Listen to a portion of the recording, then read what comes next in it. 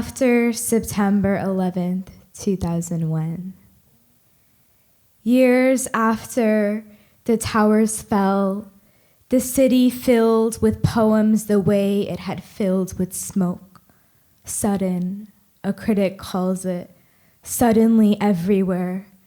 I imagine seeds of light in every hand, poems germinating in the oil of skin, foreheads bowed as if in prayer, as if in grief, almost touching, and poems in between them, soft scales of meter, words collected carefully like ash from the hem of an angel's dress. I imagine the world let in poems like rivers flushed with light and low-roofed homes where children ate apples and watched the rain.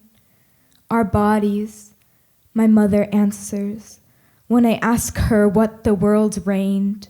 The world tightening its fist. In the years after the attacks, my mother prayed alone in her apartment on linoleum, the blinds drawn, blinds into which they peered through light and shadow, hunting my mother's body. What's it like coming from a family of terrorists?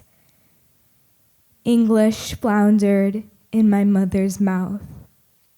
I confess, it hurts to study the attacks, to glimpse in an old photograph the city's buildings like lungs, to glimpse the attack, how it tore bronchus, lobe, artery. It hurts to think in the aftermath, the city filled with poems my mother didn't have the language to read. To think the city moved tenderly to language, but the city wouldn't move tenderly to my mother, wouldn't let her move.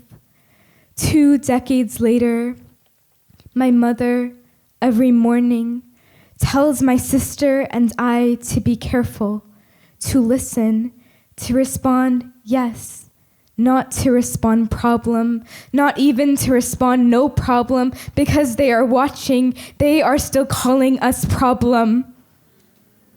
We hang our chins on our collarbones.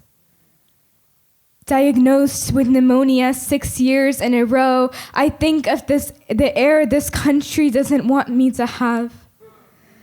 How this city in its hurt tore to our lungs.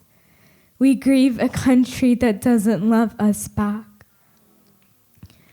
A teacher tells me, Sarah, no more kumbaya images. When I end a piece of writing with women crossing terrain, hand over hands, I don't speak because my mother taught me to survive here means not to. If I could speak, if the poem lets me survive and speak too, I'll say, I am asking for lungs filled with song. I am asking, will you let me believe in a future of touch? A future where my people's place in this country isn't conditional on our solitude, our quiet, our clasped hands. Where we open the windows and the only sound that comes out of our bodies is music. Will you let us believe in a future where we might find ourselves not in the wreckage, but in the poems?